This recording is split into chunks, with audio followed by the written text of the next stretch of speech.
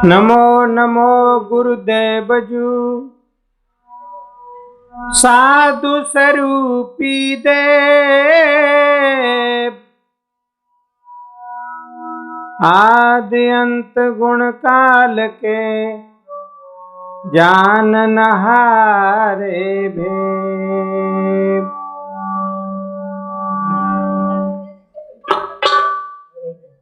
प्रिय बंधुओं, अभी बहुत अच्छा बहुत बढ़िया साहब जी के माध्यम से सुन रहे थे और कुछ छोड़ा नहीं।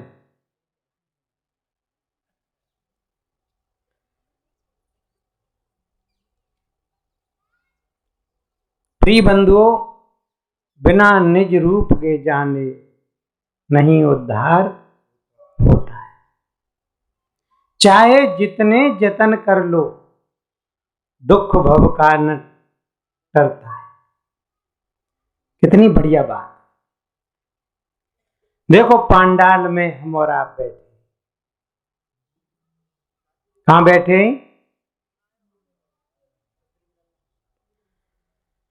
मेरी बात को आप लोग सुन रहे हैं कि नहीं?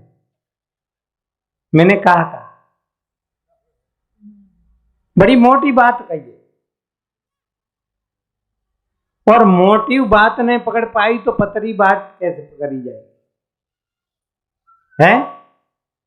कहां बैठे हम? पांडाल। क्या पांडाल हैं हम? पांडाल तो नहीं है। पांडाल बिल्कुल अलग है और हम बिल्कुल अलग हैं। पांडाल को हम जानते हैं कि नहीं? कि पांडाल हमें जानती है? पांडाल तो नहीं जानती है। पांडाल को हम जानते हैं। पांडाल में जितने भाई बहन बैठे उनको भी हम जानते हैं। न भाई बहन न पांडाल हमें नहीं जानते। क्यों? पांडाल जय। प्रिय बंधुओं, ये शरीर पांडाल ही तो है। जो बनता है अंत में बिगड़ जाता है। जो चीज बनती है बिगड़ती है नहीं। पांडाल बना है और बिगड़ेगा। शरीर बना है बिगड़ेगा। प्रिय बंधुओं, आप मैं जगह जगह जब जब मौका मिलता है मैं कहता हूं, बात थी बिना निज रूप के जाने नहीं उद्धार होता है। अपने को बगैर जाने क्या होगा? बात बनेगी नहीं। आज बड़ा सुंदर मौका है सत्संग का। ये बड़े भाग्य की बात है, सत्संग हमको मिला है। बड़े भाग्य पाइयो सत्संगा, क्योंकि सत्संग से समाधान होता है। क्या होता है? समाधान। और जिस भाई बहन का समाधान हो जाता है वो समाधि का अधिकारी हो जाता है, उसकी समाधि लगेगी। और जिसका समाधान नहीं हुआ तो काव्य समाधान सत्संग है जाने बिरला होए। समाधान मात्र समाधान सत्संग में ही समाधान हो। और समाधान बंधुओं देखो, समाधान पानी प्यासे आदमी को पानी मिल जाए समाधान हो गया। प्यासे आदमी को पानी मिल जाए तो समझ लेना उसका समाधान हो गया। अब तुम पानी के निरे फार्मूला बताते रहो, प्यासो आदमी को समाधान है होएगा का? ऐसे बनता है, ऐसे बनता है, ऐसे समाधान नहीं होगा। प्यासे आदमी को तो पानी चाहिए, बस समाधान हो गया। पानी मिल गया, समाधान हो गया। प्रिय बंधुओं, यहां पर ज्ञान की बात है। कबीर साहब ने कहा है, समझे की गत एक है, जिन समझा सब ठोर, कहें कबीर जे बीच के बलके और की और। जो जगे हुए महापुरुष हैं बंधु, उनकी लक्ष्य गति एक ही तो है, कहां से बोलेंगे? जिनके पास में जो है वो ही तो देंगे। भगवान बुद्ध के पास में बताते हैं देवदत्त बड़ी ईर्ष्या करता। कहीं भगवान बुद्ध एक पहाड़ के कंदरा यानी नीचे बैठे थे और उसको मालूम हो गया, तो कहीं मैं घूम करके और पहाड़ पे चढ़ गया। और बताते हैं ऊपर से इतना बड़ा पत्थर पहाड़ उसने नीचे को डाला और बिल्कुल भगवान बुद्ध की सीध पे ही डाला। लेकिन हुआ क्या, बीच में कोई पत्थर की टेक थी, ऊपर से वो पत्थर उसमें आकर के लगा और दो टूक हो गए पत्थर की, आधा इधर गिरा आधा इधर गिरा, भगवान बुद्ध के पास नहीं आया। लेकिन भगवान बुद्ध ने क्या किया, गुरु महाराज दया करें, क्योंकि उनके अंदर में दया है, करुणा है, क्रोध है ही नहीं। जब क्रोध नहीं है तो कैसे क्रोध करें? जो चीज हो वो ही तो दई जाएगी। वास्तव में संतों के पास में दया, क्षमा, संतोष, धीरजशील, विचार, गुरु भक्ति, बैराग, आज 3 दिन हो गए और वास्तव में 3 दिन में वर्षा कौन सी हो रही है? ज्ञान की वर्षा हो रही है नहीं? विद्या ददात विनयम, विद्या यानी ज्ञान, ज्ञान से विनम्रता आती है। प्रिय बंधुओं, बहुत अच्छा, बहुत बढ़िया हमारे साहिब जी ने संकेत किया, बिना निज रूप के जाने सबको जाने सब नहीं होई, जानन हर जीव है सोई। मैं थोड़ी बात एक साधना की बात कह रहा हूं, भजन बहुत हो गए। देखो, सभी भाई बहन शांति चाहते हैं, कोई नहीं चाहता है दुख मिले, कोई चाहता है? तो शांति कैसे मिलेगी? प्रिय बंधु, साधना करो। आप साधना करोगे तो जरूर आपका जीवन शांत में हो जाएगा,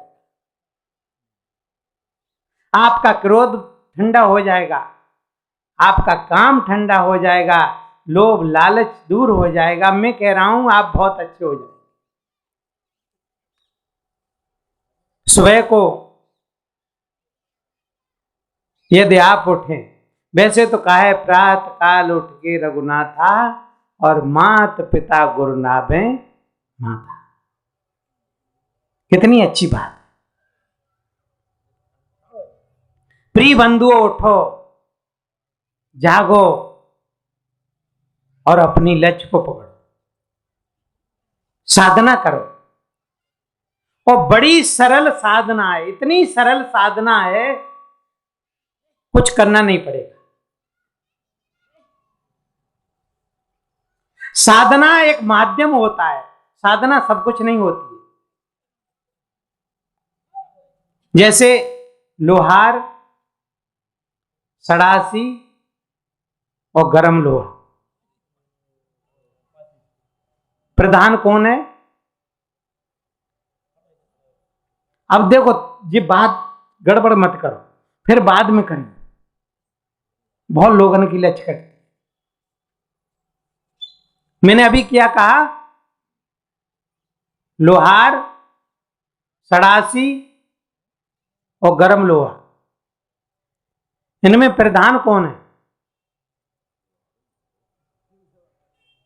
सड़ासी है कि गरम लोहा है कि लोहार? लोहार। बहुत बढ़िया, क्योंकि लोहार जब षडासी को पकड़ेगा तभी षडासी गर्म लोहा को पकड़ पाएगा। समझ में आई? साधना एक माध्यम है, जैसे षडासी गर्म लोहा को पकड़ने का माध्यम है, ऐसे ही साधना एक माध्यम है। साधना के माध्यम से तुम वास्तव में अपने में जागृत हो जाओ, अपने में ठहराव में आ जाओ, अपनी लक्ष्य को पकड़ लोगे। मैं बताऊं, जैसे श्वास की साधना, आप भोजन करते भी साधना कर सकते हो, कुछ भी काम करते हो उसमें साधना में जुड़ सकते हो, लेकिन हम भोजन 24 घंटे नहीं कर सकते। कोई काम ऐसा नहीं है जिस काम को हम 24 घंटा करते रहे, नहीं करेंगे।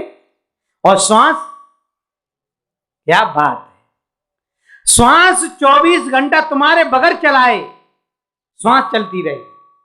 कितनी सरल है, कुछ करना पड़ेगा। बंधुओं, अपनी श्वास पे लक्ष्य, जैसे हमारी लक्ष्य है वे संसार में टिकी हुई है। कहां टिकी है? राग द्वेष में। रिश्तेदारी में हमारी लक्ष्य पहुंच जाए तो रिश्तेदार दुखी हैं? दुखी हैं कि नहीं? अब दुखी हैं तो हमें दुखी होना पड़ेगा, क्योंकि हमारी श्रद्धा है। अच्छा, हम गांव में आ जाएं, गांव में लड़ाई झगड़ा, कहूं न कहूं तो जोड़ना पड़ेगा। दूसरी बात, घर में आ जाए, अभी साहिब जी कह रहे संतो घर में झगड़ा भारी। घर में आ जाए तो घर में दुखी, स्त्री दुखी है। ये दुखी क्यों है? वैसे ही दुखी नहीं है, तृष्णा है कि डांकनी सब जीवन को काल, और निस्दिन चाहे जीवन करत बेहाल। ये तृष्णा, स्त्री अपनी इच्छाओं की पूर्ति करना चाहती है पति से, बेटा अपनी पूर्ति करना चाहता है पिता से कि तुम मेरे पिता हो, मैं वैसे ही नहीं आया हूं। तभी तो लड़ाई होती है बेटा बाप बेटा में, स्त्री पुरुष में लड़ाई होती क्यों होती है? अंदर की जो आकांक्षाएं उनकी पूर्ति नहीं होती, इच्छाओं की पूर्ति नहीं होती, इसलिए द्वंद है। इसलिए संत साधना में जोड़ते बात ये, यहां से सबसे हटा करके अपनी लक्ष्य को कहां लाना है? श्वास पे। श्वास को देखो, आंखें थोड़ी बंद कर लो, बंद नहीं कर लो, खुली रहने दो। पर खुली रखोगे तो बाहर में रूप बार बार आता है, तो फिर थोड़ा डिस्टर्ब होता है। ये बहुत समय की बात है। आप खुले नेत्र से भी आप साधना करते रहोगे, लेकिन अभी नहीं। अभ्यास करोगे तो थोड़ी आंखें अपनी बंद करें और बस श्वास को देखें। श्वास आ रही है, श्वास जा रही है, श्वास आ रही है। देखो, देखना सब जने।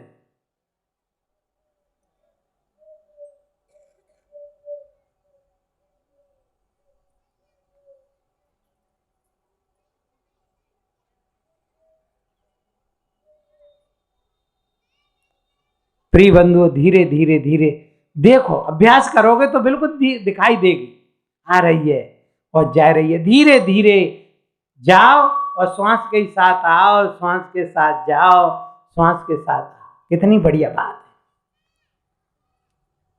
आप करते रहोगे तो मैं कह रहा हूं कुछ ही समय में आपका जीवन का रूपांतर हो जाएगा।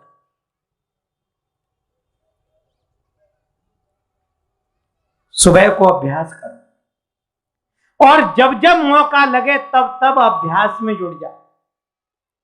जरूरी नहीं है कि सुबह ही करो, यानी 24 घंटा आप जब मौका मिले तभी आप, चाहे घर में हो चाहे खेत में हो, कहीं भी करो। बात बनेगी। प्रिय बंधुओं, मैंने कहा सत्संग से समाधान होता है, और जो भाई बहन सत्संग करेंगे उनका ठीक तरह से समाधान हो जाए तो मौत नाम की चीज उनके जीवन से खत्म हो जाएगी, उसकी मौत नहीं होगी। मौत तो बंधुओं उसकी होती है जो अपने को नहीं समझ पाता है, जो पांडाल को ही अपना स्वरूप मान लेता है, शरीर को ही अपना स्वरूप मान लेता है। प्रिय बंधुओं, एक दिन तो शरीर जन्मा है और एक दिन मरेगा, क्योंकि बचपन आया, जवानी आई और आज बुढ़ापा आ रहा है, और इसकी मौत होगी, नहीं होगी। इसलिए संत कहते हैं तुम्हारी मौत नहीं होगी, तुम शरीर नहीं हो। क्यों? न तुम्हारा जन्म हुआ, न तुम बच्चा बने, न तुम जवान हुए, और न तुम बुढ़ा हो रहे हो, न तुम मरोगे। जो जन्मता है, ये शरीर जन्मा, ये बच्चा बना, जवान हुआ और ये बुढ़ा हो रहा है, और यही अब मौत के बिल्कुल किनारे पे। बंधुओं, जो जितना अपने में लीन होता है इसको कहते हैं आत्म स्मृति, स्वरूप चिंतन। जहां हो तहां अपने में मगन हो जाओ, अपने में रहो, बात बन जाएगी। देखो कितने समय ज्यादा नहीं लगेगा, आप 1 महीना में आपका जीवन बिल्कुल रूपांतर हो जाएगा। ये बीड़ी, सिगरेट, गांजा, भांग एक आप काय को पिएंगे, और मैं कितना भी रोकूं आप नहीं रुकेंगे। मैं कह रहा हूं तुम जाग गए, और जागा हुआ आदमी न गाली दे सकता है, बीड़ी की तो बात छोड़िए, हैं? बिल्कुल होश में। कबीर साहब कहते हैं फेम आगे फेम पाछे, फेम देने डेढ़, और फेम पर जो फेम करे सो फेम है मेल। यानी आगे का होश, पीछे का होश, दाएं बाएं का होश, और होश पर भी अपना होश। प्रिय बंधुओं, मेरा निवेदन है, सत्संग का फल यही है, आप पैसा खर्च करते हैं, समय बहुत खर्च, अनमोल समय को खर्च करते हैं, लेकिन जीवन में बदलाव नहीं आए। जैसे पहले थे, कल थे, बिल्कुल वैसे ही आज हो। कल बाई दीवार में तुमने सिर मारा, फूटी दीवार, और तुमने कहा कल तो कबूं, कल तो मैं बड़ी दूर रहूंगा जा, लेकिन सुबह हुआ फिर बाई दीवार में तुमने मूड मारा। तुम सोचो दीवार फूटेगी का? जब जब फूटेगी तब सिर फूटेगा। दीवार को कुछ नहीं बिगड़ना है। तो मैं तो भाई बहनों से कह रहा हूं, बढ़िया हो जाओ, अपने आत्म निष्ठा में हो जाओ, तुम किसी को हरा नहीं पाओगे, तुम खुद ही हार जाओ। किसी ने कहा भी है, हारे हर के धाम, जीते जम को जाएंगे, और हारे हर के धाम। यानी जो हार जाता है बंधुओं, वो ही ठीक ठिकाने से शांति से बैठ जाता है, और जीत में रहो तो मामला ही बिगड़ के रहेगा। ज्यादा न कह करके मैं तो अपनी वाणी को विराम की ओर, क्योंकि बड़ी दूर दूर जाना है, और ज्यादा में बोला, मैं तो बहुत पहले ही विचार कर रहा था 2 शब्द पर क्या बताऊं, वो तो बात ही बढ़ जाती है। तो थोड़े में समझना, अत समझने की बात, और ज्यादा मेहंदी लगाए लो तो कार्य कर दे। अगर धर्म पथ पर तू चलता रहेगा, सब काम तेरा संभलता रहेगा। अगर धर्म पथ पर तू चलता रहेगा, सब काम तेरा संभलता रहेगा। अगर देख कर के जलेगा किसी को, अगर देख कर के जलेगा किसी को, खुद ही जले हाथ मलता रहेगा। अगर धर्म पथ पर तू चलता रहेगा, सब काम तेरा संभलता रहेगा।